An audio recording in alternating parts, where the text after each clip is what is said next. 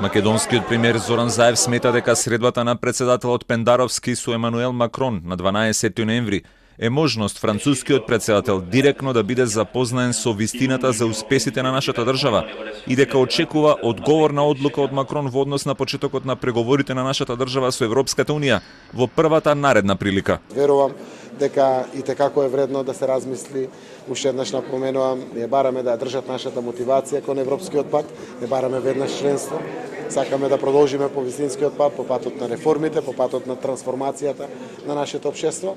И јас верувам дека тоа е за нас можност, председателот на голема Франција, еден европски лидер, ќе има можност повеќе да знае за нас, за нашите успеси и за вистина за пријателството кое што го шириме овде во регионот. Силна поддршка за почетокот на преговорите на Македонија со Европската унија денеска повторно изрази и Јоханес Хан во своето последно обраќање пред Комисијата за надворешни работи на Европскиот парламент, како еврокомесар за проширување и соседска политика.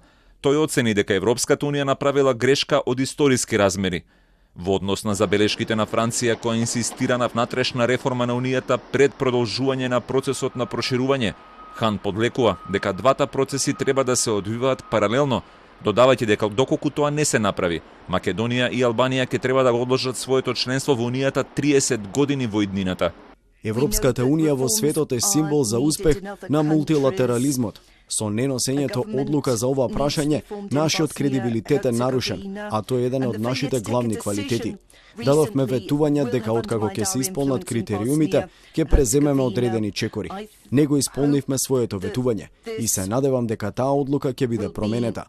Огромно мнозинство од земјите членки со години бараа отворање на преговорите. Француските барања за промена на методологијата на преговарачкиот процес ќе бидат подетално разгледани на состанокот на министрите за надворешни работи и за Европа, кој е закажан на 19 ноември во Брисел. Не се очекуваат конкретни заклучоци на според најавите од Париз. Франција смета дека земјите кандидати треба побрзо да ги користат придобивките од Европската унија за областите во кои напредуваат, но процесот треба да е реверзибилен, односно земјата кандидат да изгуби одредени бенефиции доколку назадува во реформите. Покрај резервите во однос на проширувањето на Европската унија, францускиот председател со остри зборови ги предупредил европските држави и за ситуацијата во столбот на евроатланското партнерство НАТО. Во моментов сме сведоци на мозочна смрт на НАТО, вели Макрон во интервјуто за Економист, додавајќи дека Европа стои на работна бездната.